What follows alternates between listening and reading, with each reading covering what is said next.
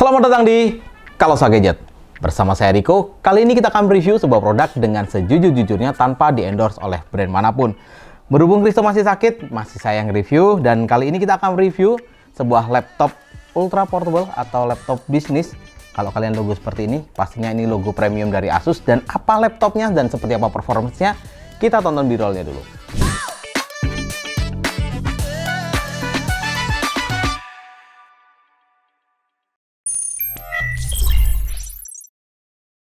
Jadi kita akan bahas terlebih dahulu perihal desain dan layarnya. Jadi ini merupakan ZenBook S13 OLED, artinya dia menggunakan layar OLED.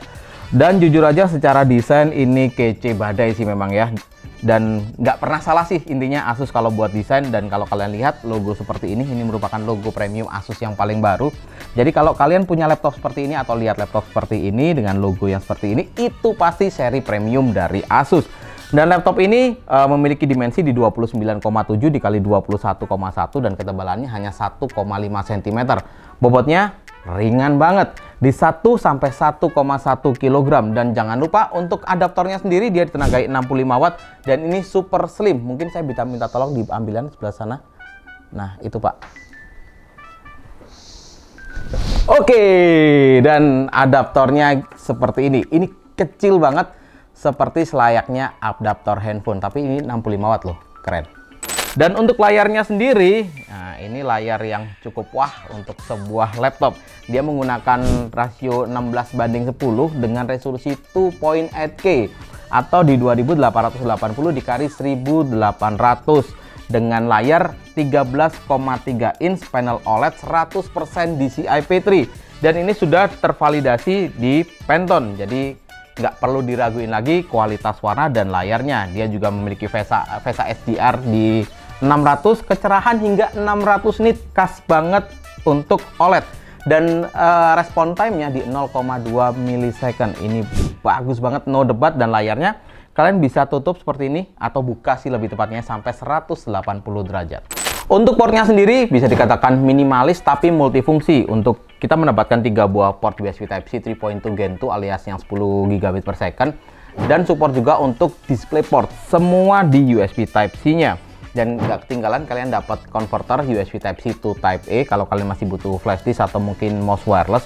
Dan di sebelah kanan juga disematkan combo jack audio.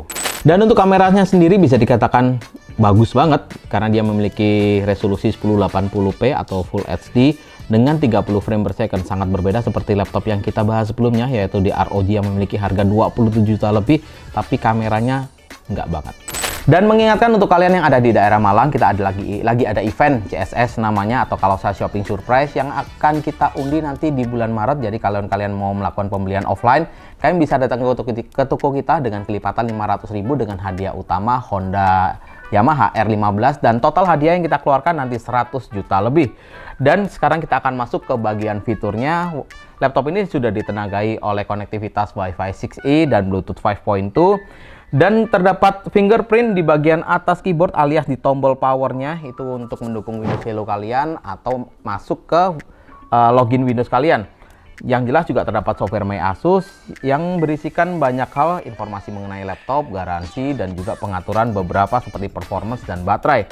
Dan ngomong-ngomong baterai, bisa dikatakan laptop ini merupakan laptop bisnis yang salah satu keunggulannya ada di bagian baterai. Saat kita pengujian menggunakan PC Mark 10, kita mendapatkan waktu yang sangat lama, yaitu 13 jam. Tapi itu dengan catatan ya, 50% brightness-nya dan backlit kita buat mati, wifi serta semua konektivitas kita buat off dan kita simulasikan seperti pekerjaan kantoran. Salah satu alasan kenapa kita bisa mendapatkan 13 jam untuk lama pengujiannya karena untuk kapasitas baterainya sendiri di 4200-an mAh serta 67 Wh dan opsi upgrade-nya nggak bisa di-upgrade kecuali SSD yang harus kalian lepas dan pasang dengan size yang lebih besar. Tapi berhubung size SSD-nya sudah gede, kayaknya nggak perlu atau nggak ada yang bisa di-upgrade deh. Sekarang kita akan masuk ke pengujian performance-nya dimulai dari CPU atau prosesornya terlebih dahulu. Dan prosesor yang kita pakai merupakan prosesor dari Ryzen 7 6800U. U belakang berarti dia ultra low voltage dengan 8 core 16 thread dengan detail. Kalian bisa lihat di sebelah sini. Kita masuk di pengujian sintetis yaitu R15, kita mendapatkan skor di 1708 38 CB. Diomong tinggi banget enggak juga, diomong rendah juga enggak. R20 single di 575 dan multicore-nya di 3926.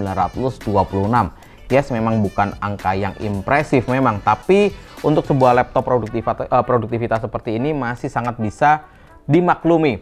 Dengan rata-rata di R20 pada pengujian ke-10 kita mendapatkan di 100 poin. Suhu rata-rata juga bisa dibilang cukup dingin di 79 derajat Celcius dan maksimumnya pada pengujian R20 di 95 derajat Celcius. Untuk R23 single core performance kita mendapatkan di 1384 dan multicore-nya di 9594. Ya, not bad walaupun nggak bagus banget sekali lagi. Dan pada pengujian real untuk Blender, pada Blender BMW kita mendapatkan lama waktu di 4 menit 32 detik dan Premiere dengan video 4K 1 menit cut to cut serta tanpa efek sama sekali kita mendapatkan lama waktu di 1 menit 38 detik. Kalau kalian lihat tadi pada proses pembongkaran, laptop ini merupakan RAM onboard 16GB LPDDR5 dengan speed yang sangat tinggi di 6400 MHz dengan storage di 1 tera. Dan yang cukup menyenangkan adalah dia menggunakan Gen 4 alias yang paling kenceng ya. Sekarang di angka 5969 untuk gridnya dan write-nya di 4946. Nah, SSD harusnya kayak gini, nggak kayak yang G14 kemarin. Dan laptop ini ditenagai oleh graphic card dari integrated pastinya ya, bukan dedicated, di AMD Radeon Graphics RX 680 dengan TDP 15 Watt. Ini salah satu faktor kenapa laptop ini bisa irit baterai ya, karena graphic card-nya. Dan kita lanjut ke pengujian 3D rendering, dan di Blender BMW kita mendapatkan lama waktu yang ya bisa dibilang lama, 6 menit 7 detik, dan ini bisa dijadikan kesimpulan bahwa laptop ini nggak cocok untuk rendering 3D, apalagi kalian pakai AutoCAD atau Lumion. Untuk Blender aja di lama waktu yang sekian, yang cukup lama lah gampangannya. Dan untuk pengujian sintetis gaming di TimeSpy kita mendapatkan di 2474 poin, di 3D Mark Firestrike di 5888 poin, not bad. Jadi masih cukup oke sebenarnya, tapi suhunya tidak sempat kita record. Paling nggak saat pengujian looping R20 kalian bisa kalkulasi hasilnya juga. Dan stress test dia tidak lolos dengan hasil yang cukup mengecewakan sebenarnya di 91,1%. Dan kalian bisa bayangkan suhunya mungkin tidak konsisten karena memang bodinya yang sangat tipis. Untuk pengujian real gamingnya seperti apa, kita tonton videonya. Valorant dengan resolusi kita ubah menjadi Full HD Plus alias 1920x1200 dengan setting high. Kita masih mendapatkan di atas 120 fps, bahkan kadang-kadang kita bisa nembus di sekitar 140 fps dengan scene tertentu. Cukup menarik untuk sebuah laptop tanpa dedicated GPU seperti ini dan hanya mengandalkan integrated. Mantap lah. Dan lanjut ke game CSGO, tembak-tembakan yang kedua dengan setting resolusi yang sama dan grafik juga tetap di high. Kita mendapatkan di atas 60 fps, lebih tepatnya di sekitar 70 sampai 90 fps. Cukup mantap. Lanjut ke game yang terakhir, nggak perlu banyak-banyak untuk laptop kayak gini. Dota 2 dengan setting resolusi Full HD Plus dan rata kanan serta full render kita dapat masih di atas 60 fps. Jadi masih lumayan oke untuk main game. Tapi untuk main game AAA kayaknya nggak enak-enak banget ya. Saat kita ubah settingannya ke 2.8K di game-game yang ringan seperti ini, itu aja FPS-nya sudah ngedrop hampir 2 kali lipat. Laptop ini sebenarnya cukup menarik, dia memiliki bobot yang sangat ringan, dan satu lagi mungkin di bagian layar yang saya lupa sampaikan, laptop ini sebenarnya touchscreen walaupun dia tidak 360. Artinya saat kalian 180 tapi dia touchscreen. Yang sayangnya Asus tidak menyertakan stylus pen. Harusnya kalau memang ada masih bisa kepake dan itu cukup enak.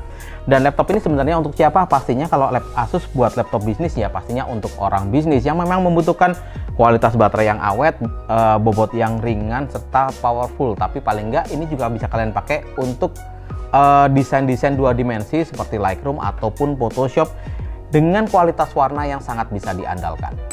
Dan untuk pembahasan dan spesifikasi detailnya seperti ini dengan harga di 19.999.000, garansi 2 tahun dengan 1 tahun pertama merupakan accidental damage protection.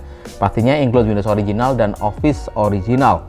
Dan untuk desainnya kita masuk ke skornya, desain kita berikan nilai 8, displaynya yang sangat keren kayak gini dengan 13,3 inch kita berikan skor 9, fitur 8, baterai 8, dan performance di luar performance gamingnya ya kita berikan skor 8. Cukup sekian video kita kali ini. Jangan lupa kalian like, kalian share, dan kalian subscribe agar channel ini lebih berkembang lagi.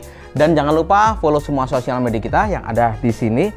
Dan jangan lupa juga cek e-commerce kita. Kalau kalian butuh sesuatu perihal IT, kalian bisa cek Tokopedia, JD.ID, ada juga di Shopee, dan juga di Blibli.